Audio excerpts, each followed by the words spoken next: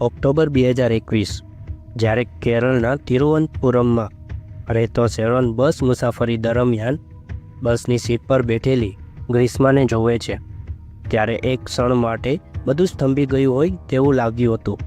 ગ્રીષ્માને જોતાં જ શેરોનના હૃદયમાં લાગ્યું કે કદાચ આ પહેલી નજરનો પ્રેમ છે. સંયોગથી ફિલ્મની વાર્તાની જેમ શેરોનને એ જ છોકરીની બાજુની સીટ પર બેસવાનો મોકો મળ્યો જેની સુંદરતાએ તેને પહેલી જ નજરમાં પાગલ બનાવી દીધો હતો. પરંતુ શેરોનના પક્ષે શરૂ થયેલો પ્રેમ એકતરફી ન હતો અને બંને વચ્ચેની વાતચીત આ બસ યાત્રાથી શરૂ થઈ અને ધીમે ધીમે જીવન યાત્રામાં ઉતરી ગઈ. જ્યાં 23 વર્ષીય શેરોન રાજ મેડિકલ મિશન ક્રિશ્ચિયન કોલેજમાં BSc રેડિયોલોજીના લાસ્ટ યરમાં હતો, ત્યારે તમિલનાડુની કન્યાકુમારીની 22 વર્ષીય ગ્રીષ્મા મુસ્લિમ આર્ટ્સ કોલેજમાંથી અંગ્રેજી સાહિત્યમાં પોસ્ટ ગ્રેજ્યુએશન કરી રહી હતી. શેરોન અને ગ્રીષ્મા વચ્ચેનો આ પ્રેમ સમય સાથે વધુ ગાઢ બનતો ગયો. જેઓ ઘણીવાર સાથે ફરતા અને સમય વિતાવતા. શેરોન પ્રેમમાં એટલો ડૂબી ગયો હતો કે તેના માટે ગ્રીષ્મા તેની દુનિયા બની ગઈ હતી અને હવે તે આખી જિંદગી તેની સાથે જ રહેવા માંગતો હતો. બંને એકબીજાની ખૂબ જ નજીક આવી ગયા હતા. પરંતુ 4 મહિના પછી ફેબ્રુઆરી 2022માં કેટલીક પરિસ્થિતિઓ આવી જેને બસ મુસાફરીથી શરૂ થયેલી આ રોમેન્ટિક વાતને હત્યાની વાતમાં ફેરવી દીધી. નમસ્કાર મિત્રો, મારું નામ છે ધર્મેશ રાઠોડ અને સ્વાગત છે તમારું મારી YouTube ચેનલમાં, જેમાં હું દેશ અને વિદેશમાં બનતી ક્રાઇમની વાતોને સરળ અને ગુજરાતી ભાષામાં આપની સમક્ષ લઈને આવ્યો છું. જો તમને આવી વાતો સાંભળવાનો રસ હોય તો તમે મારી YouTube ચેનલને સબસ્ક્રાઈબ કરી શકો છો. શેરોનને ખબર નહોતી કે ગ્રીષ્માના પરિવારે તેના લગ્ન બીજે નક્કી કર્યા છે, પરંતુ સૌથી આશ્ચર્યની વાત એ હતી કે ગ્રીષ્મા શેરોન સાથેના રિલેશનમાં હોવા છતાં તે તેના પરિવાર દ્વારા નક્કી કરેલા લગ્નમાં ખુશ હતી, કારણ કે તે છોકરો આર્મીમાં હતો અને ગ્રીષ્માને પણ એક સ્થિર સારી નોકરીવાળા છોકરા સાથે લગ્ન કરવા હતા, જેથી તેને આ છોકરો ગમ્યો હશે. સમજો, એક તરફ શેરોન ગ્રીષ્મા સાથે પોતાનું જીવન વિતાવવાનું વિચારી રહ્યો છે, જ્યારે બીજી તરફ ગ્રીષ્મા માટે તે એક ફક્ત અફેર છે જેને તે ત્યાં સુધી કરી રહી હતી જ્યાં સુધી તેને કોઈ સારો વિકલ્પ ન મળ્યો. અંતે ગ્રીષ્માની સગાઈ તેના પરિવાર દ્વારા પસંદ કરેલા છોકરા સાથે 4 માર્ચ 2022ના રોજ થઈ જાય છે અને 1 વર્ષ પછી લગ્નની તારીખ પણ નક્કી થઈ જાય છે. શેરોનને આ સગાઈના સમાચાર મળતા જ તે ગ્રીષ્મા સાથેના સંબંધો તોડી નાખે છે અને અલગ થઈ જાય છે. પરંતુ ગ્રીષ્માએ જ તેના સંબંધોમાં ચમક પાછી લાવી. તેને શેરોનને વચન આપ્યું કે તે શેરોન સાથે જ લગ્ન કરશે અને તે નવેમ્બરમાં તેની સાથે ઘર છોડીને ભાગી જશે. શેરોન ગ્રીષ્માને પ્રેમ કરતો હતો, આથી ગ્રીષ્મા દ્વારા આપવામાં આવેલા વચન પર તેને વિશ્વાસ હતો.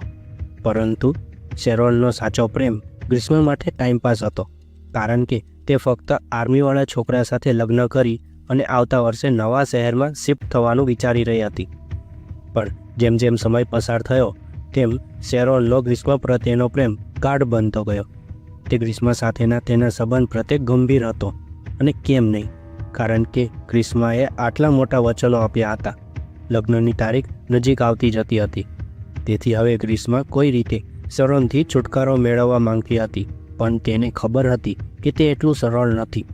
તેથી તેને પોતાની કુંડળીમાં ગ્રહદોષ હોવાનું બહાનું બનાવ્યું અને શેરોનને કહ્યું કે જ્યોતિષે તેની કુંડળીમાં એક ગ્રહદોષ જણાવ્યું છે, જેમાં તેના પહેલા પતિનું મૃત્યુ થશે તેવું કીધું છે. આ ગ્રહદોષ ગ્રીષ્માની એક ચાલ હતી, જેથી શેરોન મૃત્યુના ડરથી બાકીનું જીવન તેની સાથે વિતાવવાનો પોતાનો ઈરાદો છોડી દે. પણ આ શરત તેની વિરુદ્ધ થઈ, કારણ કે પહેલાં જ્યારે શેરોન ગ્રીષ્માને આ વાત કહેતો ત્યારે ગ્રીષ્મા કહેતી કે તે આ બધી વાતોમાં માનતી નથી. ગ્રીષ્માએ શેરોનને મનાવવાનો પ્રયાસ કર્યો ને તમામ પ્રકારની ચાલ રચી, પરંતુ શેરોન આ બધી વાતો માનવા તૈયાર નહોતો. તેના બદલે તે ગ્રીષ્માને કેરળના બેટુકર ચર્ચમાં લઈ ગયો અને તેની સાથે લગ્ન કર્યા. ગ્રીષ્મા સમજી ગઈ કે શેરોન તેને મેળવવા માટે મક્કમ છે અને તે તેને કોઈપણ કિંમતે છોડશે નહીં. પરંતુ ગ્રીષ્મા પણ ખૂબ જ સ્માર્ટ હતી, કારણ કે હવે તેને પોતાનો વિચાર બદલી નાખ્યો અને શેરોન સાથે લગ્નનો ખેલ રમવા લાગી. હવે જ્યારે પણ તે શેરોન સાથે હોય ત્યારે કપાળમાં સિંદૂર અને ગળામાં મંગળસૂત્ર પહેરતી. એટલું જ નહીં, ચર્ચમાં લગ્ન કર્યા પછી તેઓ 13 ઓગસ્ટ અને 18 ઓગસ્ટના દિવસે હોટલમાં જઈને શારીરિક સંબંધો પણ બાંધ્યા. શેરોન, જેની ગ્રીષ્માને પોતાના જીવનમાં પત્નીનો દરજ્જો આપ્યો હતો અને આ સંબંધથી ખૂબ જ ખુશ હતો, તે જ સમયે ચહેરા પર નકલી સ્મિત ધરાવતી ગ્રીષ્મા તેના મનમાં એક નવું કાવતરું રચી રહી હતી. અને તે કેરળના રત્નાકુલમમાં ઓડ માર્થાંડા બ્રિજ પર શેરોનને જ્યુસ ચેલેન્જના નામ પર લઈ જાય છે. જ્યારે શેરોન તેને એક મજેદાર કપલ મોમેન્ટ તરીકે રેકોર્ડ કરવાનું શરૂ કરે છે ત્યારે ગ્રીષ્માને તે ગમતું નથી, કારણ કે તેના હાથમાં રહેલી 2 જ્યુસ બોટલોમાંથી એકમાં 50 પેરાસિટામોલ ગોળીઓ ભેળવી દીધી હતી. જો તમે આ વિડીયો ક્લિપ જુઓ તો તેમાં હાથમાં રહેલી એક બોટલનું ઢાંકણું પહેલાંથી જ ખુલ્લું હતું, કારણ કે તેને ગોળીઓ ભેળવવા માટે તેને ખોલી નાખ્યું હતું, જ્યારે તેના માટે લાવેલી બીજી બોટલનું ઢાંકણું પેક હતું. તેથી ગ્રીષ્માને તેને ખોલવા માટે 2 વાર પ્રયત્ન કરવા પડ્યા. વિડીયો રેકોર્ડિંગ શરૂ થતાં જ તેના કપાળ પર ચિંતા તેને છુપાવવા માટે તેના હોઠ પર નકલી સ્મિત આવી ગઈ. તેને શેરોનની હત્યા કરવા 50 પેરાસિટામોલની ગોળીઓ અને તેની આંખોમાં નફરત ભેળવી દીધી હતી. ગ્રીષ્માની આ બધી લાગણીઓ કેમેરામાં રેકોર્ડ થઈ ગઈ, પરંતુ કમનસીબે તે શેરોનની આંખો જોઈ શકી નહીં. ગ્રીષ્માના કહેવાથી શેરોન જ્યુસ પીવા લાગે છે કે તરત જ તેના જીભ પર વિચિત્ર કડવા સ્વાદને કારણે તે મોઢામાં રહેલું જ્યુસ થૂંકી દે છે, જે જોઈને ગ્રીષ્મા ગભરાઈ જાય છે, કારણ કે તેને વિચાર્યું હતું કે ગોળીઓની કડવાશ રસના મીઠાશમાં છુપાઈ જશે, તેથી કોઈ શંકા નહીં જાય. એટલે તેણે ઉતાવળમાં બંને બોટલ ફેંકી દીધી, એમ કહીને કે કદાચ રસ ખરાબ હશે. જરા વિચારો, તેને 4 દિવસ પહેલાં શેરોન સાથે શારીરિક સંબંધ બાંધ્યા હતા અને આજે તે તેને મારી નાખવા તૈયાર હતી. ગ્રીષ્માનો પ્લાન નિષ્ફળ ગયો, પણ તેનો ઈરાદો બદલાયો નહીં. 13 ઓક્ટોબર 2022ની સાંજે ગ્રીષ્મા અને શેરોન વચ્ચે લાંબા સમય સુધી વોટ્સઅપ પર ચેટ ચાલે છે. રાત્રે 11 વાગે ગ્રીષ્મા શેરોનને ફોન કરે છે. ત્યારબાદ તેઓ 1 કલાક સુધી વાતો કરે છે. તે દરમિયાન ગ્રીષ્મા શેરોનને જણાવે છે કે આવતીકાલે તેના ઘરે તેની માતા અને કાકા સવારે 10 વાગ્યાથી બહાર જવાના છે. આ દિવસે એટલે કે 14 ઓક્ટોબર 2022ની સવારે ગ્રીષ્મા શેરોનને ફોન અને મેસેજ કરીને તેના ઘરે આવવા માટે કહે છે. સવારે 10:15 શેરોન તેના મિત્ર રેગિન સાથે બાઇક પર ગ્રીષ્માના ઘરે પહોંચે છે. ગ્રીષ્માએ પહેલેથી જ ગેટ ખુલ્લો મૂકી દીધો હતો, જેના કારણે શેરોન ઘરમાં આવી જાય છે. આ દરમિયાન તેનો મિત્ર ઘરની બહાર થોડે દૂર બાઇક પર રાહ જોવા લાગે છે. ગ્રીષ્માએ એક ઘાતક જાળ બિછાવી હતી, જેમાં શેરોન ખરાબ રીતે ફસાઈ ગયો હતો. જ્યારે શેરોન ઘરમાં આવ્યો ત્યારે ગ્રીષ્માએ પહેલાં તેની સાથે વાતો કરી. પછી તેને શેરોનને એક ચેલેન્જ આપ્યો, તેવું કહીને કે હંમેશા કસ્યમ પીવા બદલ તે મારી મજાક ઉડાવે છે ને, તો આજે તું કેમ નથી પીતો? કસ્યમ એક આયુર્વેદિક લિક્વિડ છે, જેને આપણે ઉકાળો પણ કહી શકીએ. તેમાં વિવિધ ઔષધિઓનો મિશ્રણ ઉપયોગ કરી વિવિધ સમસ્યાઓનો ઈલાજ કરવામાં આવે છે. જેમ કે આ કિસ્સામાં ગ્રીષ્માએ શેરોનને કહ્યું હતું કે તે કેટલીક સમસ્યાઓથી પીડાય છે, આથી તે કસ્યમ લે છે. શેરોન ઘણીવાર કસ્યમ પીવા બદલ ગ્રીષ્માની મજાક ઉડાવતો હતો, તેથી આનો ફાયદો ઉઠાવીને ગ્રીષ્માએ શેરોનને કસ્યમ પીવાનો ચેલેન્જ આપ્યો, કારણ કે તેને કસ્યમમાં પહેલેથી જ ઝેર ભેળવી દીધું હતું.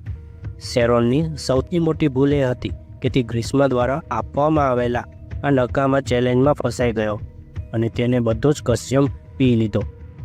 કસ્યમનો સ્વાદ ખૂબ જ કડવો હતો, આથી ગ્રીષ્માએ પહેલેથી જ ફ્રૂટી ખરીદી લીધી હતી, જેથી ખરાબ સ્વાદ આવતા જ તે શેરોનને આપી શકે. પરંતુ ઝેર કસ્યમ દ્વારા શેરોનના શરીરમાં પ્રવેશી ચૂક્યો હતો. ઝેરની અસર થવા લાગી. શેરોનને પહેલાં ગ્રીષ્માના ઘરે, ત્યારબાદ રસ્તાઓ ઉપર ઉલટી થવા લાગી. બહાર ઊભેલો તેનો મિત્ર આ જોઈને આશ્ચર્યચકિત થઈ ગયો.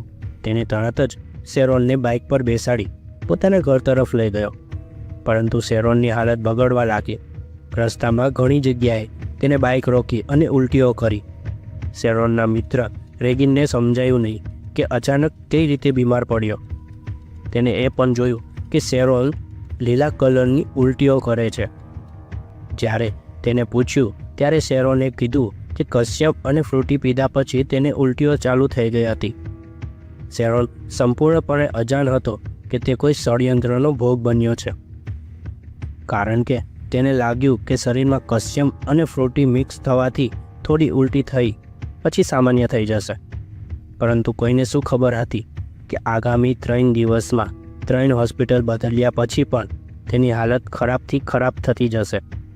શેરોને ક્યારેય વિચાર્યું ન હતું કે તે જે છોકરીને પ્રેમ કરતો હતો તે જ તેને મોતના મુંહમાં મોકલી દેશે. જ્યારે શેરોન ગ્રીષ્માના ઘરેથી નીકળ્યો ત્યારે તેને ગ્રીષ્માનો એક ટેક્સ્ટ મેસેજ મળ્યો, જેમાં તે તેને સમજાવી રહી હતી કે ઉલટી થવી સામાન્ય છે, કારણ કે તે પીધા પછી તેને પણ ઉલટીઓ થતી હતી. ઉપરાંત તેને માફી પણ માંગી કે તેના ચેલેન્જના કારણે શેરોનની તબિયત ખરાબ થઈ ગઈ. ગ્રીષ્મા શેરોનને વિડીયો કોલ પર આવવાનું કહે છે, પરંતુ સતત ઉલટીઓના કારણે શેરોન થાકી ગયો હતો. આથી તે વિડીયો કોલ પર આવવાની ના પાડે છે. એ કહે છે કે ઘરે પરત ફરતી વખતે તેને લીલા રંગની 3 ઉલટીઓ કરી હતી.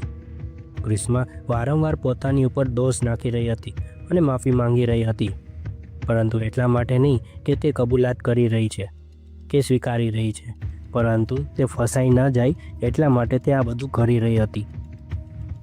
શેરોન પણ તેને આશ્વાસન આપી રહ્યો હતો કે તેને કોઈ બીમારી નથી, ન તો તે તેની ભૂલ છે, તે જલ્દી ઠીક થઈ જશે.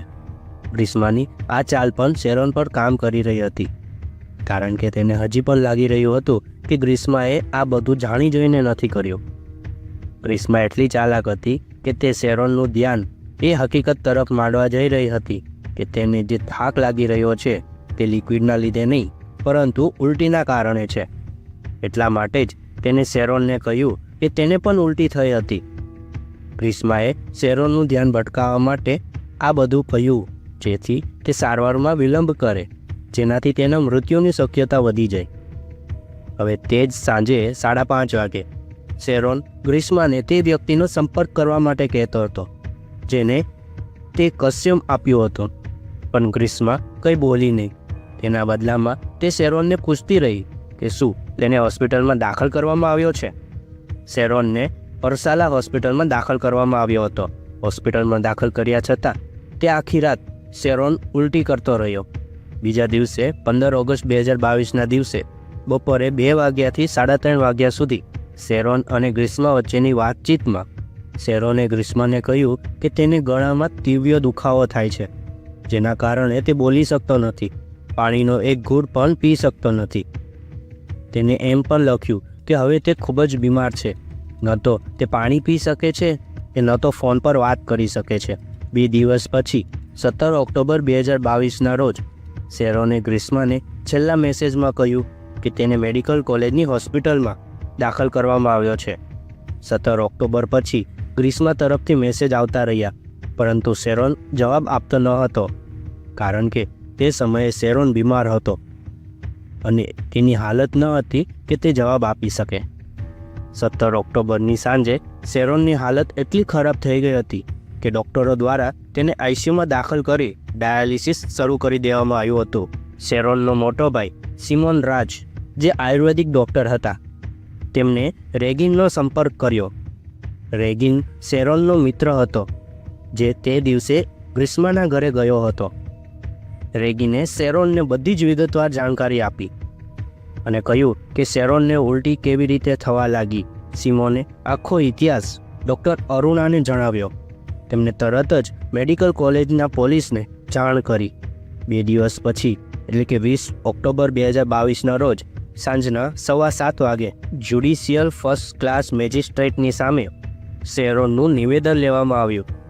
શેરોન આખું નિવેદન તો ન આપી શક્યો, પરંતુ તૂટેલા શબ્દોમાં કહ્યું કે તેની ગર્લફ્રેન્ડે તેને જે કશ્યપ અને ફ્રૂટી આપી હતી તેના પછી ઉલટી અને લૂઝ મોશન થવા લાગ્યા હતા. જ્યારે શેરોનને પૂછવામાં આવ્યું કે તેને કોઈ વિરુદ્ધ ફરિયાદ નોંધાવવા માંગે છે, ત્યારે તેને ના પાડી દીધી. મેજિસ્ટ્રેટ સમક્ષ નિવેદન આપ્યાના 2 દિવસ પછી 22 ઓક્ટોબરના રોજ શેરોનના પિતાને આઈસીયુમાં જવાની પરવાનગી મળી. થોડીવાર પછી તેઓ રડતા રડતા બહાર આવ્યા અને પોતાના મોટા દીકરા સિમોનને કહ્યું કે શેરોને તેને કહ્યું કે તે હવે બચી નહીં શકે. તેને એ પણ સ્વીકાર્યું કે ગ્રીષ્મા સાથે તેના પતિ પત્ની જેવા સંબંધો હતા ને બંને સાથે હોટલમાં જઈને ઘણી વખત શારીરિક સંબંધો પણ બાંધ્યા હતા. તેને એ પણ જણાવ્યું કે કેવી રીતે ગ્રીષ્માએ વોટ્સઅપ પર કોલ અને ચેટ કરીને તેને શારીરિક સંબંધ બાંધવા માટે 13 ઓક્ટોબરે પોતાના ઘરે બોલાવ્યો ને ત્યાં તેને કસ્યમ પીવડાવી દીધો, જેના પછી તેની તબિયત બગડવા લાગી.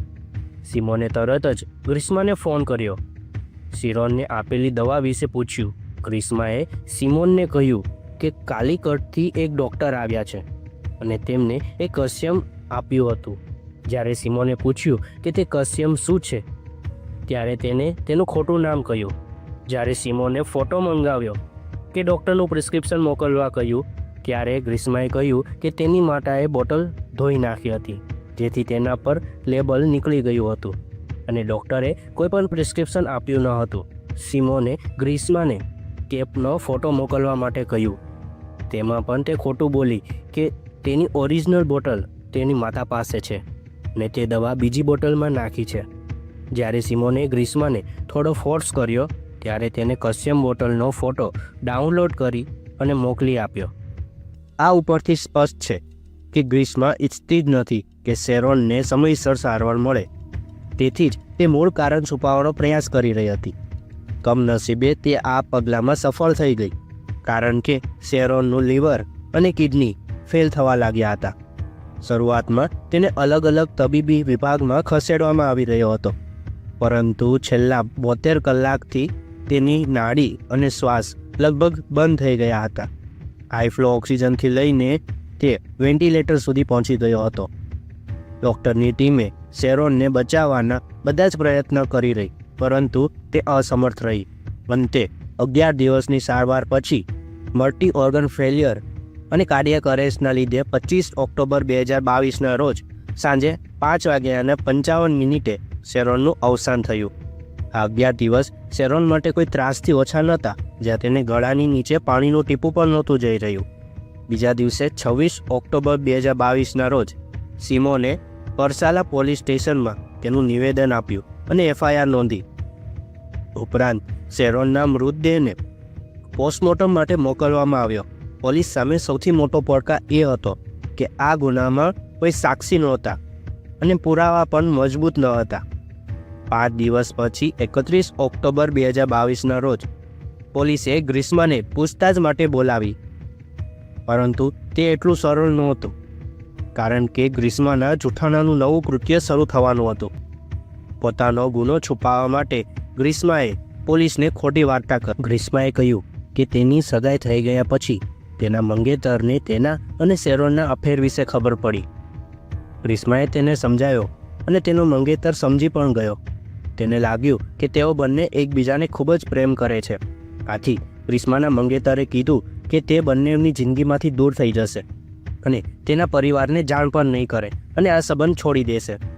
પરંતુ 13 ઓક્ટોબર 2022ના રોજ શેરોને ગ્રીષ્માને મળવા માટે કહ્યું, પરંતુ ગ્રીષ્મા વારંવાર ના પાડતી રહી. 14 ઓક્ટોબરે શેરોન ગ્રીષ્માના ઘરે આવી, જ્યાં તેને ગ્રીષ્મા અને તેના મંગેતરનો સગાઈનો આલ્બમ જોયો અને તેને ગ્રીષ્માનો ફોન ચેક કર્યો.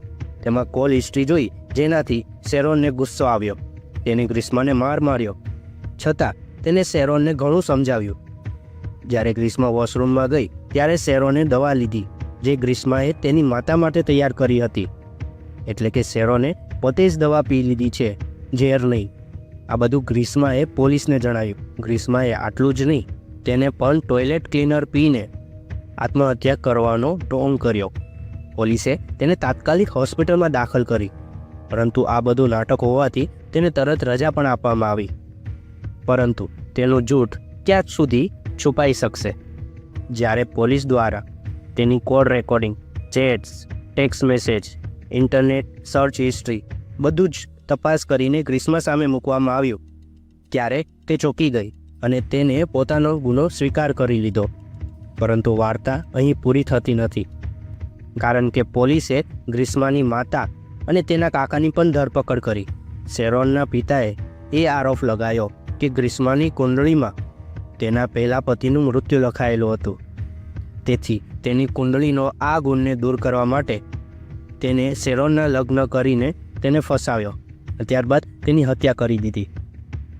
બીજી તરફ પુરાવા ભૂસવા બદલ ગ્રીષ્માના કાકા નિર્મલા કુમાર નાયકની ધરપકડ કરવામાં આવી હતી. જ્યારે કોર્ટમાં ટ્રાયલ શરૂ થઈ ત્યારે આ કેસ ફરિયાદ પક્ષ માટે ખૂબ જ પડકારજનક હતો, કારણ કે તેમની પાસે કોઈ સાક્ષી નહોતા અને તેને પરિસ્થિતિગત, વૈજ્ઞાનિક અને ડિજિટલ પુરાવાઓની મદદ લઈને કોર્ટને ખાતરી આપવી પડી કે શેરોનની હત્યા તેની ગર્લફ્રેન્ડ ગ્રીષ્મા દ્વારા કરવામાં આવી હતી, જેથી તે બીજા કોઈ સાથે લગ્ન કરી શકે. હવે આ બધું સ્પષ્ટ કરવા માટે પોલીસની મહત્વપૂર્ણ ભૂમિકા હતી. પોલીસે ગ્રીષ્મા દ્વારા ડિલીટ કરેલા બધા જ વોટ્સએપ ચેટ્સ ડેટા મેળવ્યા, જેનાથી સ્પષ્ટ થયું કે કેવી રીતે ગ્રીષ્માએ 13 ઓક્ટોબરના દિવસે શેરોનને ઘરે એકલી હોવાનું કહીને બોલાવ્યો. જ્યારે 22 ઓગસ્ટ 2022ના દિવસે તેને જ્યુસ ચેલેન્જના નામે પેરાસિટામોલના ઊંચા ડોઝ આપ્યા, જે ગ્રીષ્માની સર્ચ હિસ્ટ્રી પરથી સાબિત થયું, કારણ કે તે દિવસે ગ્રીષ્માએ 23 વખત ગૂગલ પર પેરાસિટામોલની આડઅસર વિશે સર્ચ કર્યું હતું. શેરોનના પોસ્ટમોર્ટમ રિપોર્ટમાંથી સૌથી ચોંકાવનારી વાત સામે આવી, જેના પરથી સ્પષ્ટ થઈ ગયું કે ગ્રીષ્માએ કસ્યમમાં ખરેખર શું ભેળવ્યું હતું કે જેના કારણે શેરોનનું મૃત્યુ થયું. શેરોનના ઇન્ટરનલ ઓર્ગનને ઝેરના કારણે ભારે નુકસાન થયું હતું. ડૉક્ટરોએ જણાવ્યું કે જે રીતે શેરોનના ફેફસા ઘાયલ થયા હતા તે જોતાં શક્યતા વધુ હતી કે શેરોનને ઝેર આપવામાં આવ્યું હતું, જે હર્બિસાઇડમાં જોવા મળે છે. હર્બિસાઇડ એક રાસાયણિક પદાર્થ છે જેનો ઉપયોગ જંગલી વૃક્ષો, છોડ અને ઘાસને મારવા માટે થાય છે. હવે ગ્રીષ્માના કાકા નિર્મલા કુમાર નાયક ખેડૂત હતા.